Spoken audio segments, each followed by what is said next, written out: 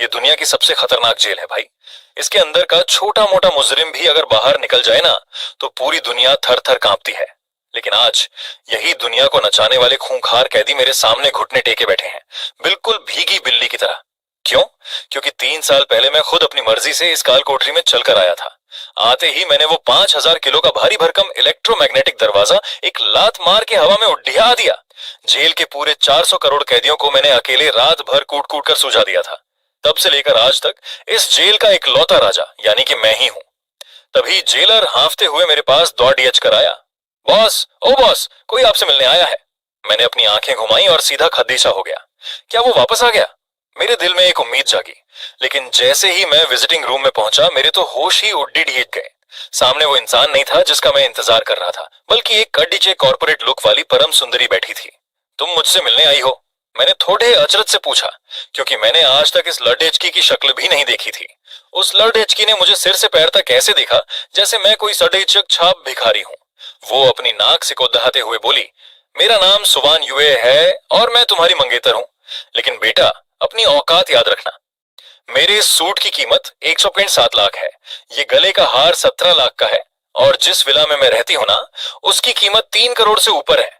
ये सब तुम अपनी 7 पुश्तों में भी मुझे नहीं दे पाओगे। मतलब भाई साहब, मैडम को देखो, जेल में आई हैं और एटीट्यूड ऐसे दिखा रही हैं जैसे पूरी दुनिया की इकलौती अंबानी यही हो। बिना जाने पहचाने ही औकात नापने चली आई। मैं तो उसकी बातें सुनकर कुछ पल के लिए ब्लैंक हो गया। फिर मैंने हंसते हुए कहा, मैडम आप कुछ ज्यादा ही नहीं सोच रही हैं। मेरा ऐसा कोई इरादा नहीं है कि मैं आपको ये सब दूं। सुवान युए का चेहरा एकदम से उतर गया और वो गुस्से में तमतमा कर बोली, तो तुम्हारा मतलब है कि तुम जेल से छूटने के बाद मेरी कमाई पर ऐश करना चाहते हो? एक नंबर के मुफ्तखोर। अरे इसकी जरूरत ही नहीं पड़ेगी, मैंने ठंडे दिमाग से कहा। फिर मैंने गार्ड को इशारा किया और उसने एक पुराना संदूक लाकर मेरे सामने रख दिया। जब मैंने उस संदूक को खोला तो उसके अंदर एक या दो नहीं, बल्कि पूरे नॉन मैरिज सर्टिफिकेट्स, शादी के कार्ड रखे थे। ये नजारा देखते ही मैडम सुवान युए की बोलती बंद हो गई, मानो किसी ने उनके 17 लाख के हार की हवा निकाल दी हो। उनकी नजरें उन पेपर्स पर टिक गईं और उन्होंने धुंधला सा एक नाम पढ़ा, लिन रुओक्सी। अरे लिन रुओक्सी तो इस देश के सबसे बड़े अरबपति की इकलौती बेटी है। लो, ये रहा तुम्हारा वाला। मैंने बड़े आराम से एक शादी का पेपर उसकी तरफ फेंक दिया। सुवान युए ने अपने दिल के झटके को संभाला और वो कागज हाथ में लेते हुए चिढ़कर बोली, तुम पक्का कोई बहुत बड़े फ्रॉड हो। फ्रॉड करके ही जेल आए हो ना। अगर तुम धोखेबाज नहीं हो तो तुम्हारे पास इतनी अमीर लड़कियों के शादी के पेपर्स कहां से आए? पक्का तुम अपनी चिकनी चुपड़ी बातों से लड़कियों को फंसाते होंगे और उनके पैसे लूटते होंगे। अब इसे कौन समझाए कि इसके जैसी 9 लड़कियां मेरे पीछे हाथ धोकर पड़ रही हैं और ये मैडम यहां आकर मुझे छोटा मोटा फ्रॉड समझ रही हैं। खैर, जब अक्ल घुटने में हो तो 16 लाख का सूट भी दिमाग तेज नहीं कर सकता। मैंने उसकी इस बकवास का कोई जवाब देना ठीक नहीं समझा।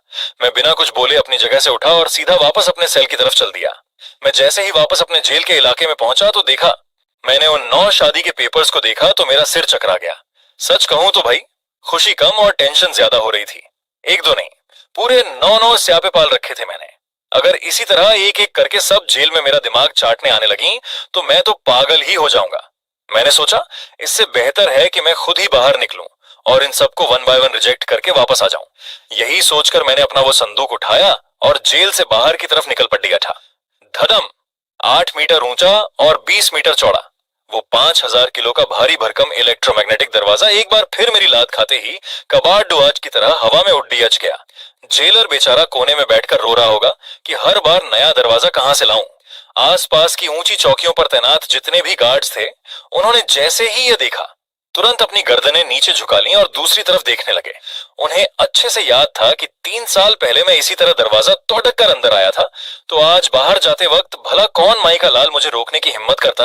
कुछ ही घंटों बाद मैं तियानहाई शहर जाने वाली फ्लाइट में बैठ चुका था। लेकिन भाई साहब, किस्मत का खेल तो देखो, दुनिया कितनी छोटी है और कबाड़ लोग कितनी जल्दी दोबारा मिल जाते हैं। मैं जैसे ही केबिन के अंदर पहुंचा मेरी नजर सीधा सुवान युए पर पड़ रही। उसने भी मुझे देख लिया और उसकी आंखें फटी की फटी रह गईं। वो अपनी सीट से उछलकर चीखी, तुम्हारी सजा पूरी हो गई क्या? और तुम यहाँ क्या कर रहे हो? मैंने तुमसे साफ साफ कहा था ना कि हमारे स्टेटस में जमीन आसमान का फर्क है। मेरे पीछे पीछे यहाँ तक आने की जरूरत नहीं थी। तुरंत इस फ्लाइट से नीचे उतरो। मैडम का दिमाग देख रहे हो? उन्हें लग रहा था कि मैं जेल से छूटते ही सीधा उन्हीं की फ्लाइट का टिकट बुक करा के उनका पीछा कर रहा हूँ। खुद को कुछ ज्यादा ही अप्सरा समझ बैठी है। मेरा तो चेहरा ही उतर गया।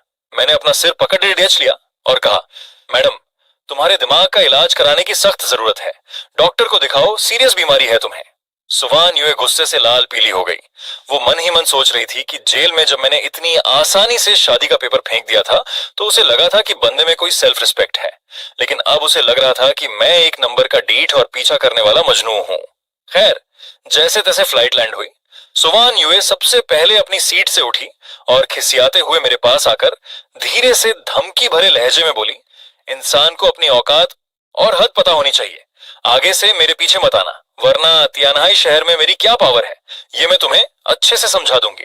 इतना बोलकर वो पलटी और एटीट्यूड में वीआईपी बनकर बाहर निकलने लगी। लेकिन जैसे ही वो प्लेन के गेट पर पहुंची, एयर होस्टेस ने उसे हाथ दिखाकर रोक दिया। आई एम सॉरी मैम, आप अभी नीचे नहीं जा सकती। तियानहाई एयरपोर्ट को पूरी तरह से लॉकडाउन कर दिया गया है क्योंकि हम किसी बहुत बड़े और बेहद खास मेहमान वीवीआईपी के उतरने का इंतजार कर रहे हैं। सुवान यूए का वो नकली एटीट्यूड वहीं धरा का धरा रह गया। वो शौक में आ गई कि आखिर ऐसा कौन सा राजा महाराजा आ गया है जिसके लिए पूरा एयरपोर्ट बंद है। तभी वो एयर होस्टेस सीटों के नंबर चेक करते हुए सीधे मेरे पास आई। उसने मेरे सामने झुककर बेहद सम्मान के साथ कहा, आदरणीय मिस्टर लू, आपका स्वागत है, कृपया आप प्लेन से नीचे पधारें। ये सुनते ही पूरे फर्स्ट क्लास केबिन में जैसे सन्नाटा छा गया। जितने भी रईस लोग बैठे थे सबकी आंखें फटी की फटी रह गईं और सबके सब मुझे ऐसे देखने लगे जैसे मैं कोई भगवान हूं। और हमारी मैडम सुवान यूए, भाई साहब, उनकी तो मानो आत्मा ही शरीर छोड़ गई हो। वो मुझे ऐसे घूर रही थी जैसे उसने साक्षात कोई भूत देख लिया हो। जो लड़की 2 मिनट पहले मुझे अपनी औकात दिखा रही थी, अब उसकी खुद की बोलती बंद हो चुकी थी। अब वहां पब्लिक का तो दिमाग ही सटक गया था कि भाई, ये लाइडी डीडीएच का जो अभी अभी जेल से छूटा हुआ लग रहा था, अचानक इतना बड़ा वीआईपी कैसे बन गया। वैसे सच बताऊं तो उस वक्त मेरा अपना दिमाग भी दही हो चुका था। मेरी याददाश्त के हिसाब से तियानहाई शहर में मेरा कोई लंगोटिया यार या ऐसा रईस दोस्त तो था नहीं।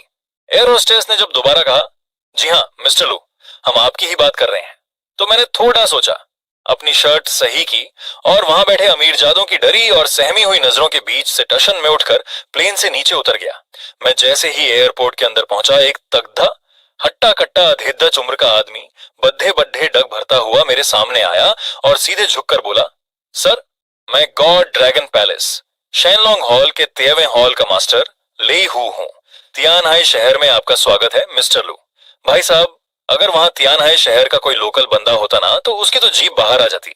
ये ले हू वहां का अंडरवर्ल्ड किंग यानी भूमिगत दुनिया का बेताज बादशाह था, ऊपर से गॉड ड्रैगन पैलेस का। तभी मुझे अचानक याद आया, हो, वो बूढ़ाली जेल में जो बुढ़ा रोज मेरा कमोड साफ करता था, वो अक्सर डिंगे हाँकता रहता था कि मैंने एक गॉड ड्रैगन पैलेस बनाया है जिसकी पावर आसमान छूती है। मैं मन ही मन हंसपद था। ये बूढ़े के चमच्चे भी ना मक्खन लगाने में पीएचडी करके बैठे हैं, कैसा कैसा तमाशा खद्दा कर देते हैं। मैंने हाथ हिलाकर लेई हूं से कहा, चलो इन सब तमाशबीन लोगों को यहां से हटाओ और मुझे सीधा लिन रुऑक्सी के पास ले चलो। मेरे जाने के बाद सुवान यूए मैडम सबसे पीछे आ रही थीं और उनका दिल धक धक कर रहा था। प्लेन वाला सीन उनके दिमाग में लूप पर चल रहा था। उन्होंने ती चुकर एयर होस्टेस का हाथ पकड़ा, चुपके से एक महंगा गिफ्ट बॉक्स उसकी गोदी में गिराया और दबी आवाज में पूछा, सुनो ना, जरा ये तो बताओ कि वो मिस्टर लू कौन है और ये पूरा एयरपोर्ट किसने बंद करवाया है। एयर होस्टेस ने गिफ्ट को देखा, फिर अपनी गर्दन हिलाते हुए बोली, मैम, मिस्टर लू की असली पहचान तो मुझे नहीं पता, पर मैंने सुना है कि जिन्होंने एयरपोर्ट घेर रखा है वो सब एक जैसी चीनी ट्यूनिक सूट, शंघाई ड्रेस पहने हुए हैं। सुवान यूए की आंखों में अचानक एक शातिर चमक आ गई। मैडम का जासूस वाला दिमाग जाग गया। वो सोचने लगी, ट्यूनिक सूट किसी सरकारी महकमे की ऐसी यूनिफॉर्म नहीं होती।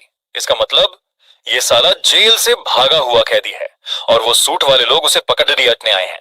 हाँ, बिल्कुल यही बात है। वाह मैडम वाह, तालियां होनी चाहिए आपके इस लॉजिक के लिए। खुद को दिलासा देने के लिए बंदा कुछ भी सोच सकता है। खैर, अब उन्हें तसल्ली हो गई थी कि मैं उनका पीछा करने उनके घर नहीं आऊंगा। इधर मेरी गाड़ी वेस्ट सबअर्ब विला के सामने आकर रुकी। ये तियानहाई के सबसे अमीर आदमी लिन जननान का आलीशान महल था। अरे, यहाँ दरवाजे पर इतनी भीड़ क्यों लगी है भाई? मैंने कार के शीशे से बाहर करीब 50-60 लौंडों की भीड़दाज देखकर लेईहू से पूछा।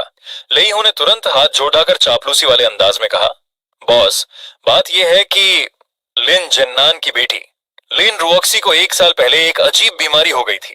वो दिन रात बस सोती रहती है। हाल ही में एक पहुंचे हुए बाबा ने बताया कि उसे लव सिकनेस, प्यार की बीमारी है। वो तभी जागेगी जब उसका होने वाला जीवन साथी उसे आवाज देगा। इसलिए शहर के सारे कुंवारे छड्डी हुए यहाँ लाइन लगाकर खड़े हैं। ये सुनकर मैंने अपनी आंखें ऊपर चढ़ा ली। मतलब हद है यार। मेरा माथा ठनक गया कि उस जेल वाले बुढ़े ने मेरे लिए कैसी कैसी शादियां तय कर रखी थी। एक तरफ वो सुवान युए थी जो आते ही एटीट्यूड दिखा रही थी, और दूसरी तरफ ये लिन रुओक्सी जो मेरे इंतजार में ऐसी दीवानी हुई कि कोमा में ही चली गई। मैं जब वापस जेल जाऊंगा तो उस कमोड साफ करने वाले बुढ़े की हड्डी पसली एक कर दूंगा। तभी विला का बड्ढा गेट धीरे धीरे खुला और वो सारे लड़के एक दूसरे को धक्का देते हुए अंदर भागने लगे, जैसे फ्री का राशन बंट रहा हो। तुम यहीं रुको, मैं खुद देख कर आता हूँ, मैंने लेई हूं से कहा। मैं कार का दरवाजा खोलकर नीचे उतरा और उस भीड़च को चीरते हुए विला के गार्डन से होते हुए सीधे उनके वीआईपी लिविंग रूम की तरफ बीआरएच गया। जैसे ही मैं उस आलीशान लिविंग रूम में घुसा, मेरा सामना वहां के नजारे से हुआ। कमरे के बीचों बीच सोफे पर तियानहाय का सबसे अमीर आदमी लिन जन्नान बिल्कुल थका हारा और बेबस बैठा था। उसके ठीक बगल में एक बूढ़ा बाबा खड़ा था जो अपनी लंबी दाढ़ी सहलाते हुए खुद को बहुत बड़ा त्रिकालदर्शी समझ रहा था। मास्टर गु, अब असली जीवन साथी को ढूंढने की परीक्षा शुरू की जाए, लिन जन्नान ने बेहद कमजोर और हताश आवाज में कहा। उस ढोंगी बूढ़े बाबा ने हाँ में सिर हिलाया और आंखें बंद करके कुछ उटपटांग मंत्र बुदबुदाने लगा। ऐसा लग रहा था जैसे कोई पुराना जनरेटर स्टार्ट हो रहा हो। थोड़ी देर बाद बाबा ने हुक्म सुनाया, चलो भाई, सब लोग अपनी अपनी उंगली काटो और इस कटोरे में एक एक बूंद खून टपकाओ। वहां खड़े जितने भी भूखे नंगे रईसजादे थे, सबके सब बिना सोचे समझे अपनी उंगलियां काटने के लिए टूट पड़े। आखिर अमीर बाप की इकलौती दामाद बनने का लॉटरी टिकट जो मिल रहा था। एक बार शादी हो गई तो पूरी जिंदगी ऐश ओ आराम में कटेगी, यही सोचकर सब उतावले हो रहे थे। ये पाखंड और नौटंकी देखकर मुझे अपनी हंसी पर कंट्रोल नहीं हुआ और मैं जोर से हंस पड़ा। मतलब भाई, अंधविश्वास की भी कोई हद होती है। असली जीवन साथी या हमसफर ढूंढने के लिए कुंडली और कुंडली के दोष मिलाए जाते हैं। ये साला खून का टेस्ट करवा रहा है। इसे क्या क्राइम पेट्रोल का डीएनए टेस्ट या सीआईडी की फोरेंसिक लैब समझ रखा है जो खून से रिश्ता ढूंढेगा? तुम हंस क्यों रहे हो? लिन जन्नान अचानक मेरे ऊपर बुरी तरह भड़क उठा। वो पहले से ही अपनी बेटी की बीमारी को लेकर डिप्रेशन में था और मेरी इस हंसी ने उसकी बारूद जैसी नसों में आग लगा दी थी। सन्नाटा। कमरे में मौजूद हर एक आशिक की नजरें घूमकर सीधा मेरे ऊपर टिक गईं। मैंने बड़े आराम से अपनी जेब में हाथ डाला और कहा, मैं इसलिए हंस रहा हूं क्योंकि ये जो बकवास तरीका तुम्हारा ये बाबा आदम के जमाने का तांत्रिक अपना रहा है ना, इससे तुम्हारी बेटी का होने वाला पति तो दूर की बात है, उसकी बची कुची जान भी चली जाएगी। वो और गहरे कोमा में चली जाएगी। हाँ, एक तरीका जरूर है। अगर इन सब का पूरा खून निकालकर वहां छिड़क दोगे तो शायद उस खून की बदबू से वो बेचारी उठकर बैठ जाए। अपनी जुबान को लगाम दो। सस्ती लोकप्रियता पाने के लिए कुछ भी बकवास कर रहे हो। वहां खड़ा एक अमीर नौजवान मुझे आंखें दिखाते हुए गुर्राया। तुम्हारी हिम्मत कैसे हुई इस बीमारी पर उंगली उठाने की? तुम खुद को कोई बहुत बड़ा हकीम या लुकमान समझते हो क्या? अरे तुमने बिल्कुल सही पहचाना, मैं सच में हकीम हूँ, मैंने बेहद शांत और बेपरवाह चेहरे के साथ कहा। ज्यादा कुछ नहीं करना है। एक केंचुली छोड़े हुए सांप की खाल, 2 साल पुराना सूखा हुआ रेशम का कीड़ा और इसी साल के एक कड़क मुर्गे की कलगी, इन सबको मिलाकर मई के महीने की बर्फ के साथ काढ़ा बनाओ। एक घूंट पीते ही बीमारी ऐसे गायब होगी जैसे गधे के सिर से सींग। अब वैसे तो मुझे अच्छे से पता था कि लिन रुओक्सी की इस बीमारी के पीछे किसी ने काला जादू या कोई गंदा खेल खेला है, लेकिन मेरा यह नुस्खा इतना अचूक था कि यमराज के मुंह से भी उसे खींच लाता। वह नौजवान मेरी बात सुनते ही गुस्से से पागल हो गया। ये क्या बकवास है? केंचुली छोड़े हुए सांप की खाल कहां से आएगी? रेशम का कीड़ा 2 साल तक जिंदा कैसे बचेगा? और सबसे बड़ी बात, मई की इस तपती गर्मी में बर्फ कहां से टपकेगी? अगर दोबारा ऐसी फालतू बातें की तो मैं तुम्हारी जुबान खींच लूंगा। फिर वो लिन जन्नान की तरफ पलटा और चमच्चागिरी करते हुए बोला, लिन अंकल, ये लड़का शुरू से ही लाइमलाइट बटोरने के लिए यहाँ नाटक कर रहा है। इसकी नीयत साफ नहीं है, इसे लात मारकर बाहर निकालिए। लिन जन्नान का चेहरा गुस्से से काला पडीडी एच चुका था। उसने अपनी राय जानने के लिए मास्टर गू की तरफ देखा। मास्टर गू ने एक गहरी और घमंडी सांस छोड़ी। हाँ, ये किसी सड़क छाप आवारा लड़के की बकवास के अलावा और कुछ नहीं है। मिस्टर लिन, क्या आपके पास इतनी भी अक्ल नहीं है कि सही गलत की पहचान कर सकें? मैंने अपनी दिव्य दृष्टि से इसे एक नजर में देख लिया है। इस लड़के का आपकी बेटी के साथ 7 जन्मों तक कोई लेना देना नहीं है। इसे तुरंत धक्के मारकर बाहर निकालो। अबे ओ बूढ़े अंधे, मैंने सीधे उस बाबा की तरफ उंगली उठाई। तुझे अपनी फूटी आंखों से कैसे पता चला कि मेरा लिन रुओक्सी के साथ कोई कनेक्शन नहीं है? कौन से आसमान से तेरी ये दिव्य दृष्टि टपक रही है? मेरा इतना कहना था कि वहां खड़े बाकी के सारे लड़के जोर जोर से हंसने लगे। उन्हें लगा कि यह लड़का यानी कि मैं अब बेइज्जती झेल नहीं पा रहा है, इसलिए जबरदस्ती की बहसबाजी पर उतर आया है। लिन झननान का गुस्सा अब 7वें आसमान पर पहुंच चुका था। उसने टेबल पर हाथ पटकते हुए चिल्लाकर कहा, तमीज भूल गए हो क्या बदतमीज लड़के? तुम्हें पता भी है ये कौन है? ये झिंगलाई के सबसे मशहूर। लिन झननान अपनी बात पूरी कर पाता उससे पहले ही उस ढोंगी मास्टर गू ने हवा में हाथ उठाकर सबको रुकने का इशारा किया। बाबा को लगा कि अब उनकी इज्जत दांव पर लग गई है तो थोड़ा और डायलॉग मार लिया जाए। वो मटकते हुए मेरे सामने आया और अपनी नकली गंभीर आवाज में बोला, माना कि मैं एक साधारण सा फकीर हूं, लेकिन बेटा मैंने पूरे 50 साल तंत्र मंत्र की साधना की है। 3 साल की उम्र में मैंने अक्षर ज्ञान लिया, 8 साल की उम्र में गुरु के चरणों में बैठ गया और जब मैं 16 साल का हुआ ना तो एक नजर में लोगों की किस्मत बदल दिया करता था। भूत प्रेत, आत्माएं, कुंडली का कालसर्प दोष और नक्षत्रों की चाल मैं सब एक चुटकी में देख लेता हूँ। मैंने तेरा चेहरा देखकर ही बता दिया कि तेरा इस घर की बेटी से कोई वास्ता नहीं है। तेरी इतनी हिम्मत कि तू मुझे अंधा बोले? भाई साहब का बायोडाटा सुन रहे हो? 3 साल की उम्र में जहां बच्चे मिट्टी खाते हैं बाबा वहां किस्मत पढ़ रहे थे। इतना ही टैलेंट था तो खुद के लिए कोई अच्छा सा चश्मा क्यों नहीं ढूंढ लिया? मैंने बिना कोई बहस किए अपनी जेब से वो चमचमाता हुआ शादी का पेपर निकाला और सीधा उस बूढ़े की नाक के आगे लहरा दिया। अगर सच में अंधे नहीं हो तो अपनी ये ढोंगी आंखें खोलो और इस पर लिखे अक्षर पढ़ो। अब बताओ, इसे कहते हैं कोई कनेक्शन ना होना। मास्टर गो ने जैसे ही उस कागज पर नजर डाली, भाई साहब उनके चेहरे के तोते उड़ गए। वो वहीं स्टैचू बन गया। उस कागज पर साफ साफ लिखा था, दूल्हा लू किंगजो, यानी कि मैं, दुल्हन लिन रुओक्सी। ये तमाशा देखकर लिन झेननान भी घिसटता हुआ आगे आया। जैसे ही उसकी नजर उस पेपर पर पड़ी उसके पैरों तले जमीन खिसक गई। वह हकलाते हुए बोला, ये तो सच है। पिताजी ने मरने से पहले मुझसे कहा था कि उन्होंने मेरी बेटी का बचपन में ही एक रिश्ता तय कर दिया था। हालांकि उसे यह बात याद थी पर उसने आज तक इसे सीरियसली नहीं लिया था। मैंने बड़े टशन से वो पेपर वापस अपनी जेब में रखा और उस बाबा की तरफ देखकर मजे लेते हुए कहा, हाँ भाई, ओ महान ज्योतिषी, अपनी तारीफों के पुल बांध रहे थे ना तुम? आगे बोलो, कहां तक पहुंचे थे? मास्टर गू का चेहरा शर्म और गुस्से से टमाटर की तरह लाल हो गया। उसके दांत कटकटाने लगे। तभी वो चमचागिरी करने वाला नौजवान फिर से बीच में कूद पड़ा और चिल्लाया, झूठ! ये पेपर बिल्कुल नकली है। लिन अंकल, ये पक्का कोई 420 जालसाज है। इसे लात मारकर बाहर फेंकवाओ। लिन झन्नान का चेहरा एकदम गंभीर हो गया। उसने उस नौजवान को डांटते हुए कहा, चुप रहो, ये पेपर बिल्कुल असली है। हमारे लिन परिवार के बुजुर्गों की मुहर है इस पर। फिर उसने मेरी तरफ मुड़कर थोड़े ठंडे लहजे में कहा, चलो, माना कि यह रिश्ता हमारे बड़ों ने तय किया था, लेकिन अब जमाना बदल चुका है। शादी होगी या नहीं ये तो रुओक्सी, जिसका घर का नाम कियान कियान था, कि जागने के बाद उसकी मर्जी से ही तय होगा। तुम्हें तब तक इंतजार करना होगा। मतलब देख रहे हो, अमीर बाप का एटीट्यूड अभी भी गया नहीं था। उन्हें लग रहा था कि मैं उनकी अरबों की जायदाद और बेटी के लिए यहाँ गिड़गिड़ाने आया हूँ। मैंने एक ठंडी सांस ली और कहा, अरे मिस्टर लिन, तुम लोग बिना बात के ही इतना दिमाग दौड़ा रहे हो। मुझे कोई टेस्ट वेस्ट देने की जरूरत नहीं है। मैं यहाँ शादी करने नहीं बल्कि इस शादी के रिश्ते को लात मारने यानी रिजेक्ट, ट्रेडिशनली कैंसिल करने आया हूँ। ये लो, अपना पेपर संभाल कर रखो, मैं तो चला। ये कहकर मैं अपनी धुन में पलटा और दरवाजे की तरफ बढ़ गया। जाते जाते मैंने पीछे मुड़कर एक आखिरी एहसान जताते हुए कहा, जो नुस्खा मैंने बताया है उसे इस कैंसिलेशन का मुआवजा समझ कर रख लो, काम आएगा। मेरा इतना कहना था कि पूरे लिविंग रूम में भूचाल आ गया। वहां खड़े आशिकों के ग्रुप में कानाफूसी शुरू हो गई। भाई, ये लड़का तो साइको है। तियानहाई शहर के सबसे अमीर आदमी का दामाद बनने का मौका कोई ऐसे लात मार के जाता है क्या? कितना घमंडी है ये। लिन झन्नान ने मेरी बात को बिल्कुल घास नहीं डाली। उसे लगा मैं कोई पागल हूँ। उसने मेरे जाते ही तुरंत उस ढोंगी मास्टर गू को बुलाया और फिर से वही खून टपकाने वाला नौटंकी टेस्ट शुरू कर दिया। एक एक करके करीब 10 लड़कों का खून उस कटोरे में डाला गया, लेकिन लिन रुओक्सी का होश आना तो दूर, वो और गहरी नींद में चली गई। उसका शरीर ठंडा पड़ने लगा। अपनी बेटी की ऐसी हालत देखकर उसकी मां झाओ यालान बुरी तरह रोने बिलखने लगी। तभी लिन झन्नान के दिमाग की बत्ती जली और उसे मेरी कही हुई बात याद आई। उसने बिना एक पल गंवाए अपने गार्ड्स को चिल्लाकर हुक्म दिया, जल्दी करो, पूरे शहर में ढूंढो। केंचुली छोड़े हुए सांप की खाल, 2 साल पुराना सूखा हुआ रेशम का कीड़ा और आज के कड़क मुर्गे की कलगी लेकर आओ। और हाँ, इसे मई के महीने की बर्फ के पानी में उबाल कर लाओ, जल्दी। अमीर आदमी का हुक्म था तो कुछ ही देर में वो अजीबो गरीब काढ़ा बनकर तैयार हो गया और लिविंग रूम में लाया गया। लिन झन्नान ने कांपते हाथों से अपनी बेटी के मुंह से वो कटोरा लगाया।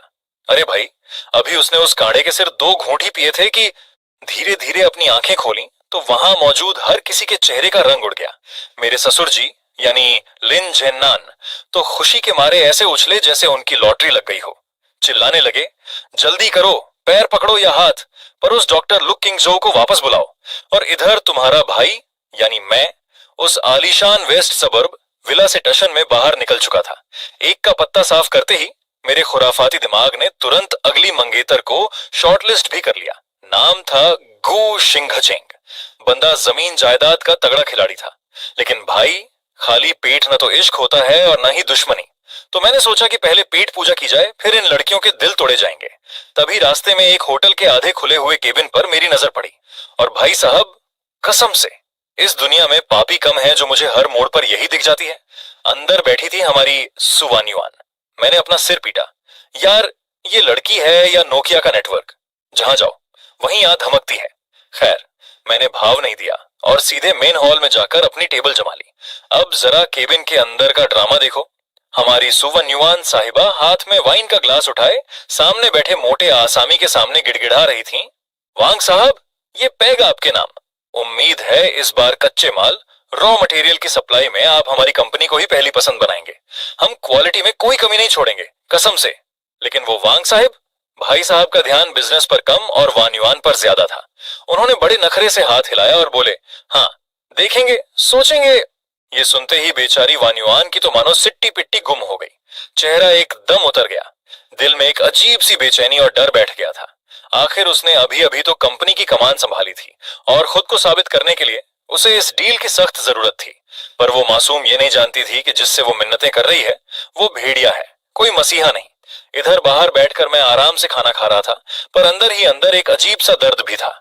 जिस लड़की को कभी पलकों पर बिठाया जा सकता था, आज वो चंद रुपयों के कॉन्ट्रैक्ट के लिए ऐसे लोगों के सामने मुस्कुराने पर मजबूर थी।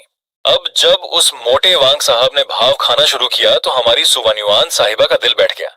उसने बात संभालने के लिए अपनी वही पुरानी आदत अपनाई, बिना सोचे समझे उड़ता तीर पकड़ना। उसने बड़ी मासूमियत और थोड़ी चापलूसी के साथ पासा फेंका। वांग साहब, क्या बात है? बड़े परेशान लग रहे हो, कोई टेंशन है क्या? मुझे बताओ, अगर मेरे बस में हुआ तो मैं अपनी जान लगा दूंगी, पर आपका काम नहीं रुकने दूंगी। मतलब बहन खुद से कंपनी संभल नहीं रही और चली हैं दूसरों के दुख दर्द दूर करने। वाह री ममता की मूरत। अब वांग साहब भी घाघ खिलाड़ी थे।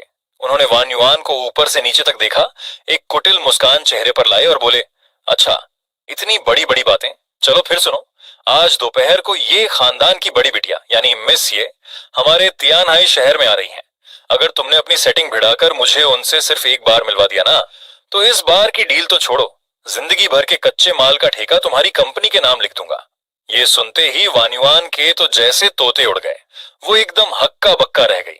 उसका चेहरा देखने लायक था, मानो किसी ने तोप के सामने खड़ा कर दिया हो। अरे भाई, वो ये परिवार है, कोई गली मोहल्ले के शर्मा जी का घर नहीं जो सीधे जाकर नॉक कर दो। वो तो आसमान के वो सितारे हैं जहां तक पहुंचने की औकात इस पूरे शहर में किसी की नहीं थी। वान युआन सोचने लगी कि आखिर वो किस मुंह से और किस रास्ते से उन तक पहुंचेगी। उसके पास तो ऐसा कोई जुगाड़ ही नहीं था। तभी आसपास बैठे चमचों और बाकी व्यापारियों ने भी फुसफुसाना और मजे लेना शुरू कर दिया। एक बोला, भाई साहब सुना है ये खानदान की लड़की जैसे ही हवाई जहाज से उतरेगी पूरा का पूरा एयरपोर्ट ही सील कर दिया जाएगा, सिक्योरिटी ऐसी कि परिंदा भी पर न मार सके। दूसरा बोला, हाँ यार, ऐसा वीआईपी तावन झाम तो हम जैसे मामूली लोग अपनी 7 पुश्तों में भी देखने का सपना नहीं देख सकते। वो लोग जिस लेवल पर हैं वहां तक हमारी परछाई भी नहीं छू सकती। तीसरा अपनी ही धुन में था, आंखें चमकाकर बोला, और भाई मैंने तो ये भी सुना है कि वो मिस ये इतनी खूबसूरत है मानो साक्षात अप्सरा जमीन पर उतर आई हो। अब होटल के हॉल में बैठा मैं अपनी प्लेट चमका रहा था और अंदर का ये सारा तमाशा देख रहा था। एक तरफ तो मुझे वान युआन की इस बेबसी पर हंसी आ रही थी कि चली थी शेर का शिकार करने और खुद ही जाल में फंस गई। लेकिन भाई सच बताऊं तो दिल के किसी कोने में एक हल्की सी टीस भी उठी। कल तक जो लड़की मेरे सामने अकड़ दिखा रही थी, आज वो एक अदद मीटिंग के लिए कौड़ियों के भाव बिकने वाले लोगों के तानों और शर्तों के बीच घुट रही थी। मुझे तरस भी आ रहा था और उसकी नासमझी पर गुस्सा भी। पर उसे क्या पता कि जिस मिस ये के पैर छूने के लिए ये दुनिया तड़प रही है, वो मिस ये खुद मेरे इशारों पर चलती है। जब मैंने सुवान युए इन लोगों को ऐसी बातें करते सुना तो मैंने दिमाग पर थोड़ा जोर दिया और सीधे सीधे बोल पड़ी, मिस्टर वांग, आप लोगों को बहुत बड़ी गलतफहमी हुई है। आज दोपहर जो एयरपोर्ट सील किया गया था ना, वो किसी ये खानदान की बड़ी मालकिन के आने की वजह से नहीं हुआ था। वो तो एक मामूली से भगोड़े मुजरिम को पकड़ने के लिए हुआ था। हाँ, सिर्फ एक अदने से चोर चक्कार को पकड़ डहाने के लिए। मेरी ये बात सुनते ही वहां बैठे सभी लोगों के चेहरों पर सन्नाटा छा गया। सब के सब हक्के बक्के रह गए।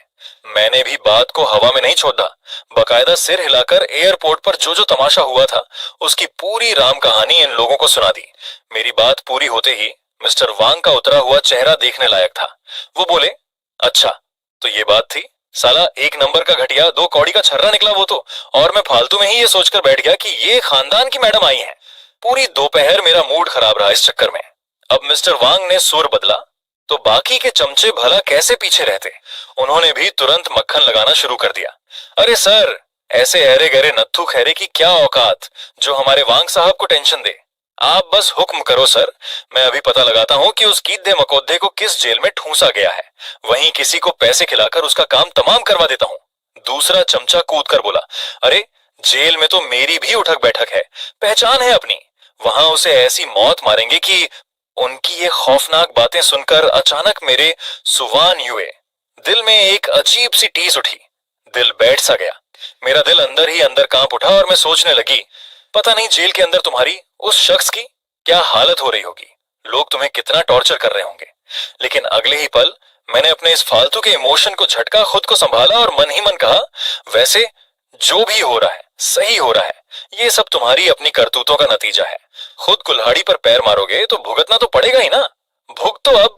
मैं अभी अपनी ही इस कशमकश और ख्यालों में डूबी हुई थी कि तभी अचानक मेरे फोन की घंटी बजी। अपनी सोच के जाल से बाहर निकलते हुए मैं फोन उठाने के लिए अपनी सीट से उठ खड़ी हुई। तभी अचानक वो सुवान युए कमरे से बाहर जाने के लिए उठी। जैसे ही वो दरवाजे के पास पहुंची, उसके मुंह से एक जोरदार चीख निकल गई। बाकी के चमचे जो अंदर बैठे थे उसकी आवाज सुनकर हड़बड़ाकर बाहर भागे। अरे मैडम, क्या हुआ, कहीं तबीयत तो खराब नहीं हो गई। लेकिन सुवान युए को जैसे उनकी आवाज सुनाई ही नहीं दे रही थी। उसकी आंखें फटी की फटी रह गईं और वो रेस्टोरेंट के हॉल के एक कोने को ऐसे घूरने लगी जैसे उसने कोई भूत देख लिया हो। वहां और कोई नहीं बल्कि मैं, लू किंग जो, बैठा था। उसने मन ही मन कहा, लू किंग जो, ये यहाँ क्या कर रहा है, पीछा कर रहा है मेरा। अब कहानी में आते हैं हम, यानी मैं। भाई, मैं तो यहाँ सिर्फ शांति से दो निवाले खाने आया था।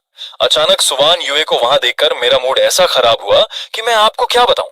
मैंने मन ही मन बुदबुदाया, अरे यार, ये मुसीबत यहाँ भी आ गई। चलो, यहाँ तक तो ठीक था कि ये जेल से बाहर आ गया, लेकिन इसका मुंह मुझे यहीं देखना था क्या। अभी पेट भरकर खाना भी नहीं खाया था, पर इस नौटंकी को देखकर भूख ही मर गई। खैर, मैं फालतू के ड्रामे से दूर रहने वाला इंसान हूँ, सो मैंने तसल्ली से अपनी प्लेट सरकाई, चम्मच नीचे रखा और वहां से निकलने के लिए खड़ा हो गया। लेकिन किस्मत को तो मेरा चैन से जाना मंजूर ही नहीं था। रुको वहीं। सुवान युए जैसे होश में आई और 80 की स्पीड से भागती हुई मेरे सामने आकर रास्ता रोककर खड़ी हो गई। गुस्से के मारे उसके दांत किटकिटा रहे थे। वह मुझ पर चिल्लाई, मैंने तुमसे कितनी बार कहा है लुकिंग जो कि तुम और मैं दो अलग अलग दुनिया के लोग हैं, तुम्हारा और मेरा कोई मुकाबला ही नहीं है। अपनी ये घटिया हरकतें बंद करो और मेरा पीछा करना छोड़ दो। क्या तुम्हें इंसानों की भाषा समझ में नहीं आती। अब जैसे ही उसके मुंह से ये पीछा करने और एक तरफा आशिकी वाले डायलॉग निकले, आसपास के लोग जो मुंह उठाए तमाशा देख रहे थे उन्हें सब समझ आ गया। उनके चेहरों पर ऐसी घटिया मुस्कान आ गई जैसे उन्हें कोई खजाना मिल गया हो। वो आपस में कानाफूसी करने लगे। अच्छा, तो ये भाई साहब उस कैटेगरी के हैं, महा अंधभक्त आशिक हैं, जो मना करने के बाद भी लेडी ढेकियों का पीछा करते हैं। तभी बेचारी लौट ढेकी इतना भड़ुदक रही है। सच बताऊं तो वहां खड़े खड़े मैं पूरी तरह निशब्द हो गया था। मुझे समझ नहीं आ रहा था कि मैं इसकी बेवकूफी पर हंसूं या अपना सिर पीट लूं। भगवान जाने इस लाड डेचकी को इतना अंधा आत्मविश्वास कहां से आता है। मतलब, रेस्टोरेंट तुम्हारा, सड़क तुम्हारी, और मैं यहाँ खाना खाने भी आऊं तो तुम्हारी परिक्रमा करने आया हूं। व्हाट्सएप यूनिवर्सिटी से लॉजिक सीख कर आई है क्या ये। तुझे किस आंख से दिख गया कि मैं तेरा पीछा कर रहा हूं, हट सामने से। तभी मिस्टर वर्मा भी केबिन से बाहर निकल आते हैं। वर्मा जी, ये वही लड़का है जिसके बारे में मैं अभी। रुक जाओ। वह एक बार फिर मेरे सामने आकर खड़ी हो गई। हालांकि उसकी हालत देखकर साफ पता चल रहा था कि वह अंदर से बुरी तरह कांप रही है, बस बाहर से जबरदस्ती शेर बनने का नाटक कर रही थी। तुम्हें अभी के अभी मुझसे वादा करना होगा कि आज के बाद तुम कभी भी मेरी शक्ल के सामने नहीं आओगे, वरना याद रखना आज तुम इस दरवाजे से बाहर नहीं जा पाओगे। मैंने उसकी तरफ देखा और ठंडे दिमाग से पूछा, अच्छा तो जरा मैं भी देखूं कि तुम मुझे बाहर जाने से रोकती कैसे हो। जैसे ही मेरी नजरें उस पर टिकी, उसकी रीढ़ की हड्डी में सिहरन दौड़ गई। अचानक उसे याद आया कि वह जिससे बात कर रही है वो तो उनकी नजरों में एक खतरनाक मुजरिम है। उसका दिमाग घबरा गया कि सन्नकी आदमी है, गुस्से में कुछ भी कर बैठेगा। लेकिन ईगो इतनी बड़ी थी कि वह हार मानने को तैयार नहीं थी। उसे लगा कि अगर आज वह इस मामूली से लड़के के सामने झुक गई तो समाज में उसकी बची कुची इज्जत की तो धज्जियां उड़ जाएंगी। अपनी इसी झूठी शान को बचाने के लिए उसने जबरदस्ती हिम्मत जुटाई और चिल्लाई, मिश्रा जी, अपने पुलिस वाले दोस्त को फोन लगाओ अभी के अभी। मिश्रा जी ने जैसे ही यह सुना उनके तो तोते उड़ गए। उन्हें लगा कि पुलिस बाद में आएगी, ये क्रिमिनल पहले उनकी हड्डी पसली एक कर देगा। उन्होंने तुरंत हाथ जोड़ लिए और घबराते हुए बोले, अरे मैडम, मेरा कोई पुलिस वाला दोस्त नहीं है, मैं किसी को नहीं जानता। भाई पुलिस तो बाद में आएगी, पहले मेरा खुद का राम नाम सत्य हो जाएगा। ऐसे में कोई मूर्ख ही होगा जो फोन घुमाएगा। मिश्रा जी का यह डर देखकर मुझे अंदर ही अंदर हंसी आ गई कि जो कल तक हवा में उड़ रहे थे आज भीगी बिल्ली बने घूम रहे हैं। इधर हमारी मैडम यानी सुवानयुए का चेहरा देखने लायक था। एकदम हक्की बक्की रह गई वो। जब मिश्रा जी ने हाथ खड़े कर दिए तो वह तुरंत दूसरे बकरे की तरफ घूमी। गुप्ता जी, आप तो कहते थे ना कि जेल प्रशासन में आपके बड़े ऊंचे संपर्क हैं और अंदर कई रसूखदार लोग आपके दोस्त हैं। क्या पता ये लड़का उन्हीं में से किसी के गैंग का गुर्गा हो, जरा बात करो ना। गुप्ता जी तो यह सुनते ही जैसे खून के आंसू रोने लगे। उनके दिल में ऐसा खौफ बैठा कि पूछो मत। वह सोचने लगे, भाई मान लो मैंने जेल के किसी डॉन का नाम ले भी दिया और ये लड़का उसका जानी दुश्मन निकला तो मेरा तो आज यही कीमा बन जाएगा। गुप्ता जी ने झटपट अपने हाथ पैर पीछे खींचे और बुरी तरह हड़बड़ाते हुए बोले, अरे नहीं नहीं मैडम, मेरा वहां कोई नहीं है, मैं किसी को नहीं जानता, मेरा कोई दोस्त वोस्त नहीं है वहां। सबको इस तरह दुम दबाकर भागते देख सुवानयुए का चेहरा शर्म और गुस्से से लाल हो गया। उसके गालों पर मानो तमाचा सा पड़ा था। उसकी जो ईगो आसमान छू रही थी वह पल भर में मिट्टी में मिल गई। उसने एक उम्मीद और बेबसी भरी निगाह से वहां खड़े बाकी लोगों की तरफ देखा, लेकिन हर कोई नजरें चुराकर ऐसे खड़ा था जैसे मुझे पहचानता ही ना हो। ये सब देखकर मेरे दिल में एक अजीब सा एहसास जागा। मुझे उस लड़की की इस गिरी हुई हरकत पर तरस भी आ रहा था और गुस्सा भी, कि अपनी झूठी शान की खातिर वह किसी निर्दोष की जिंदगी बर्बाद करने पर तुली थी। लेकिन जब उसके अपने ही खास लोग पीठ दिखाकर भाग गए तो मुझे समझ आ गया कि इन मतलबी लोगों की औकात बस इतनी ही है। चारों तरफ मेरी आंखें सिर्फ मदद ढूंढ रही थीं, लेकिन भाई साहब, वहां मौजूद हर एक बंदा ऐसे कतराकर भाग रहा था जैसे मैंने उनसे उनकी किडनी मांग ली हो। अबे, एक भगोड़े मुजरिम से भिड़ने के लिए कह रहा हूं, कोई मजाक है क्या? लोग तो ऐसे दुम दबाकर भागे कि मानो खुद उनके पीछे यमराज पडीडीएच गया हो। दिमाग खराब हो गया था मेरा, लेकिन मैंने हार नहीं मानी। आखिरकार मैंने अपनी आखिरी उम्मीद की कश्ती शर्मा जी, कंपनी के बड्ढे साहब के भरोसे छोड़ दी अचती। आखिर पूरे कमरे में सबसे ज्यादा रसूख और पैसा उन्हीं की जेब में चमक रहा था। अब शर्मा जी के अंदर का तो मुझे पता नहीं, पर यकीनन वो मन ही मन मुझे खानदान समेत गालियां दे रहे होंगे। फिर भी मजबूरी थी बॉस। चेहरे पर एक ऐसी बत्ती सी नकली मुस्कान चिपका रखी थी जो हंसी कम और बवासीर का दर्द ज्यादा लग रही थी। वो मुझसे बोले, छोटे भाई, लगता है अभी अभी मार्केट में नए उतरे हो, नौकरी ढूंढ रहे हो ना? सुनो, मेरे पास तुम्हारे लायक एक बढ़िया काम है। महीने का 5,000 से शुरू करेंगे, क्या बोलते हो? सोच लो। उनकी यह बात सुनकर मेरा तो दिमाग ही हिल गया। मैंने एक ठंडी और कड़वी हंसी हंसी। भाई, 5,000? सच में? जेल के अंदर जो कैदी बंद है ना, वो भी डंडे खाने से बचने के लिए और थोड़ी इज्जत की जिंदगी जीने के लिए इससे ज्यादा कमा लेते हैं। तुम मुझे इस खूंखार मुजरिम के सामने अपनी जान दांव पर लगाने के बदले 5,000 का झुंझुना थमा रहे हो। वाह रे मेरी किस्मत, और वाह रे तुम्हारी ये करोड़पति वाली औकात। एक घूंसा मारूंगा ना तो कम से कम 10 लाख का फटका लगेगा तुम्हें। इसलिए अपनी ये कौड़ी दो कौड़ी की औकात लेकर यहां से दफा हो जाओ, चलो निकलो। मेरी ये बात सुनते ही शर्मा जी और उनके चमचों के चेहरे का रंग ऐसे उड़ा जैसे किसी ने चलती ट्रेन में उनका बटुआ मार लिया हो। गुस्से के मारे सबके चेहरे टमाटर की तरह लाल हो गए। ये सब देखकर सुजाता, जो खुद को बड्ढी तीसमार खां समझ रही थी, से रहा नहीं गया। वह अपने दांत पीसती हुई मुझ पर ऐसे चिल्लाई मानो मैं उसका उद्धार खाकर बैठा हूं। वह बोली, अबे ओए, इतना किस बात का एटीट्यूड दिखा रहा है रे? ये मत समझ कि तेरे पास खोने के लिए कुछ नहीं है तो तू हमारा कुछ उखाड़ डाच लेगा। ये हकीकत की दुनिया है, कोई फिल्मी कहानी या सस्ता नॉवेल नहीं चल रहा है यहाँ। आज तो हम तुझे जाने दे रहे हैं, लेकिन याद रखना, अगर दोबारा मेरी आंखों के सामने आया ना तो ऐसी जिंदगी दूंगा कि तू अपनी पैदाइश पर रोएगा। तुझे जिंदगी भर पछताने पर मजबूर कर दूंगी। अभी उसकी जुबान से ये जहर उगलने वाले शब्द पूरे निकले भी नहीं थे कि अचानक दरवाजे पर एक भारी और रौबदार आवाज गूंजी। जरा मैं भी तो सुनूं, तुम किसे जिंदगी भर रुलाने और पछताने की बात कर रही हो? सबने झटके से गर्दन घुमाकर दरवाजे की तरफ देखा। वहां एक बुजुर्ग सज्जन अपने पीछे छह छह हट्टे कट्टे सूट बूट वाले बॉडीगार्ड्स की फौज लेकर ठाठ से अंदर आ रहे थे। उन्हें देखते ही शर्मा जी और उनकी पूरी पलटन की ऐसी घिघी बंधी कि बेचारे थर थर कांपने लगे, मानो साक्षात यमराज उनके सामने आकर खा डी ढेहे हो गए हों। और आते भी क्यों ना, आखिरकार एंट्री मारने वाले और कोई नहीं बल्कि शहर के सबसे बड़े और रसूखदार ठाकुर साहब, लिंजन के सबसे बड़े रक्षक थे, जिनके एक इशारे पर शर्मा जी जैसों की पूरी सल्तनत ताश के पत्तों की तरह ढह जाती है। अब बताओ, असली औकात किसकी सामने आई? ये बुजुर्ग कोई आम इंसान नहीं थे, ये थे शहर के सबसे बद्दे रसूखदार ठाकुर साहब के खास मखास और वफादार मैनेजर काका। अभी 2 मिनट पहले जो शर्मा जी मुझे अपनी औकात दिखा रहे थे, काका को देखते ही उनकी बत्ती सी ऐसे बाहर आई जैसे किसी वफादार पिल्ले को बिस्कुट दिख गया हो। वो अपनी रीढ़ की हड्डी टेढ़ी करके लपकते हुए आगे बढ़े और बोले, अरे काका जी, आपके चरण हमारे इस गरीब खाने में कैसे पड्डे? धन्य भाग हमारे। बाकी के जो चमचे खड्डे थे वो भी ऐसे हाथ झुठाकर मुस्कुराने लगे मानो उनके मुंह में जबरदस्ती रसगुल्ला ठूंस दिया गया हो। लेकिन भाई साहब, ट्विस्ट तो अब आने वाला था। काका ने उन लोगों की तरफ अपनी आंख का एक कोना तक नहीं घुमाया। भाव देना तो दूर, उन्हें कीधे मकौधे की तरह इग्नोर करते हुए वो सीधे मेरे पास आए। और भाई, मेरे सामने आते ही उन्होंने जो अपनी कमर झुकाई और मुझे एक गहरा इज्जतदार सलाम ठोका, तो मेरा तो सीना ही चौधा हो गया। वो बेहद तमीज और अदब से मुझसे बोले, रुद्र जी, हमारे होते हुए आपको यहाँ इस कचरे के बीच जो तकलीफ उठानी पड़ी, उसके लिए मैं बेहद शर्मिंदा हूँ। आपका बहुत कीमती वक्त जाया हो गया। अब आप बस आराम कीजिए, इस जगह की इस गंदगी को साफ करने का काम आप मुझ पर छोड़ दीजिए। ये बोलते ही काका का मोड़ एकदम बदल गया। उन्होंने अपनी गर्दन घुमाई और उस सुजाता की तरफ ऐसी कातिलाना और डरावनी नजरों से देखा कि बेचारी की सिट्टी पिट्टी गुम हो गई। काका अपनी कड़कती आवाज में दहाड़े, तुम्हारी इतनी हिम्मत कि तुम हमारे ठाकुर साहब के सबसे खास और वीआईपी मेहमान को धमकी दो? लगता है तुम्हें अपनी जिंदगी से कुछ ज्यादा ही नफरत हो गई है। मौत ढूंढ रही है क्या तुम्हें?